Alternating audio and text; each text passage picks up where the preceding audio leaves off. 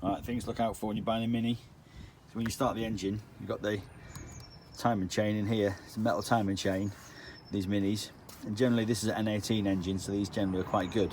But the N14 engine Cooper S's, the bit earlier model, which I think is from 2007, 2010, you have an engine rattle problem. So the cam chains can stretch. So anything above sort of 50,000 miles, the cam chains can stretch. And if they stretch, you'll hear them rattling when you turn it on. Normally when it's cold, you hear a rattle, and it goes away when it gets warm. But if it's got a rattle when you start it up, be a bit concerned and check the history.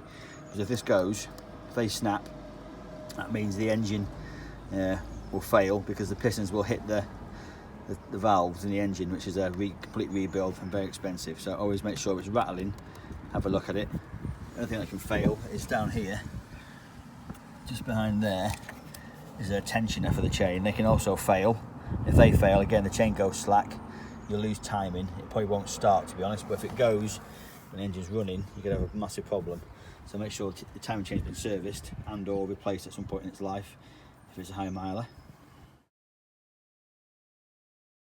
Another thing to check is when it's running, you can hear down here from the auxiliary belt is the water cooler. If the water cooler bearing's gone, you'll hear it making quite a loud noise, normally a squeaking noise. So if that bearing's gone, you'll hear that noise when it's just idling. Again, that's a big job to replace. It's all this off, so make sure you check that. Another job to have a look at is underneath the car. Just on the bottom of there is the water pump. If the water pump has failed or is leaking, it will lose coolant, and normally that will drop. So if that's empty, your expansion tank, it can be because of this reason here, is that your water pump has been leaking water. And a telltale sign of that is underneath the car, there'll be a pool of water, or your subframe will be wet. If your subframe's wet, again, that's a difficult job. So make sure that's looked at and there's no water at the bottom of this subframe underneath. So get on the car, have a look. If it's all wet, then you know you've got a water leak, and that's a big job to do. Certainly in the Mini Cooper S, getting all this off out of the way is it'll cost you a lot of labour, and it's quite a fiddly job, but it can be done. Another common problem to check is to look down here above the gearbox, because here you've got a plastic thermostat housing, which is fine, but they can fail or start to leak.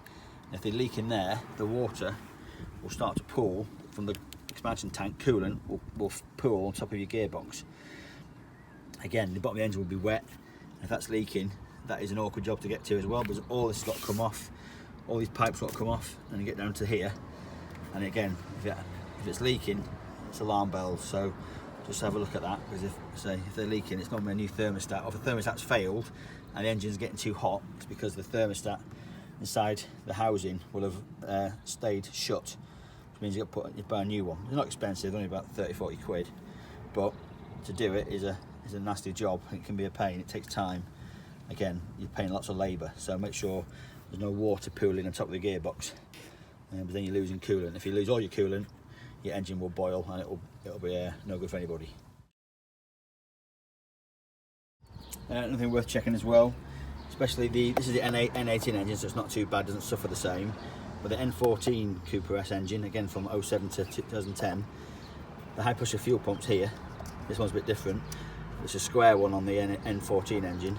If you have a problem with the car starting, it takes quite a few turns for it to start, or it's a really rough idle from cold, it's normally down to your high pressure fuel pump.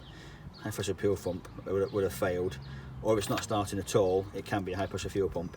So they're worth swapping out, but again, second hand, they're about 150 to £200, but new, about £400. You can get them reconditioned. The high pressure fuel pump will likely be a cause of a rough idle or a bad start on a Cooper S Mini. Something to watch out for as well when you're buying a Mini, make sure your coolant levels are all decent. Yeah, make sure it's not empty. If that's empty, you've lost coolant, it's probably had gasket failure, which is a complete rebuild. So look at your coolant levels. When you're checking your coolant, when you open it up, make sure when you look inside it, it's a decent colour. There's no oil in there. When you're oil in there again, it's a sign that you've got problems. So make sure your fluid's lovely and clear and it's topped up nicely.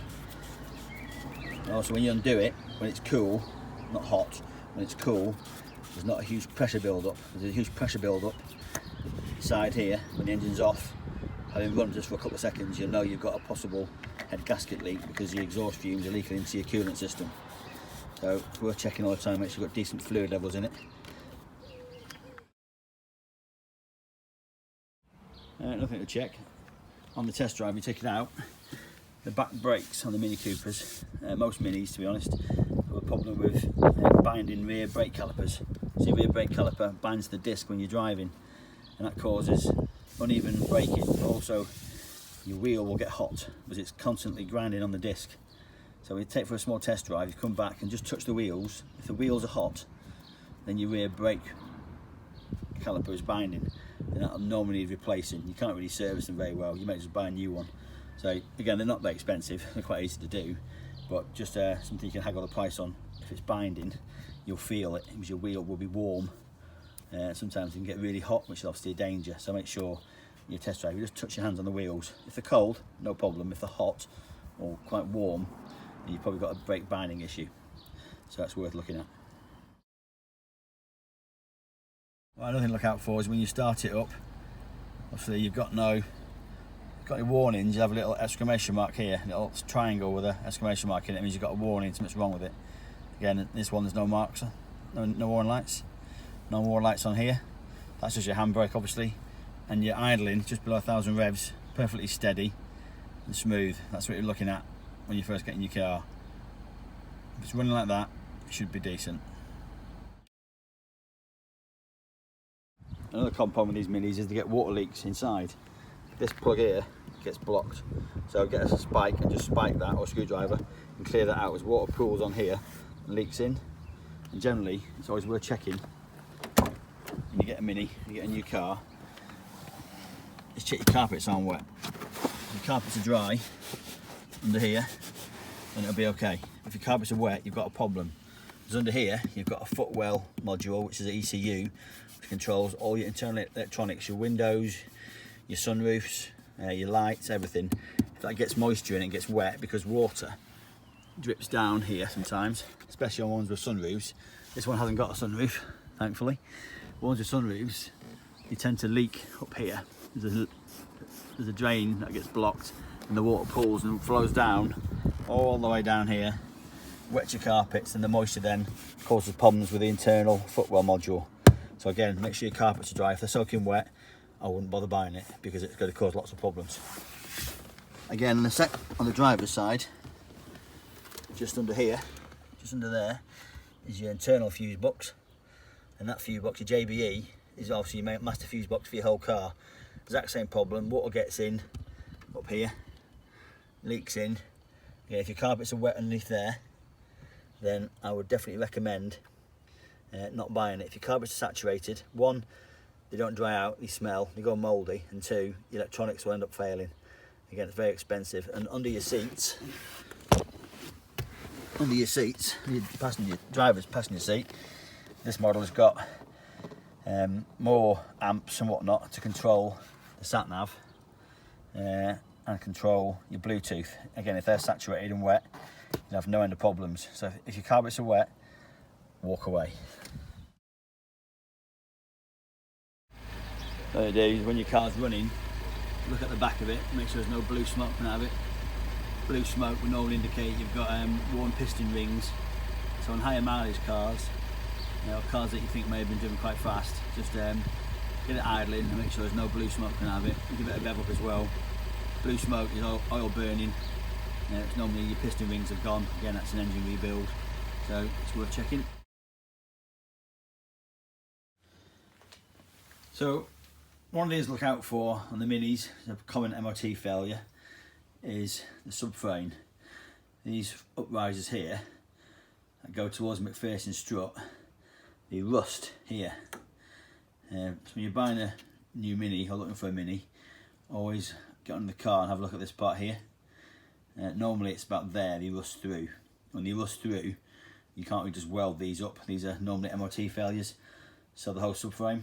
And this normally rusts here because the water from the water pump sometimes leak and they cause corrosion on this bit here. The other side normally isn't too bad.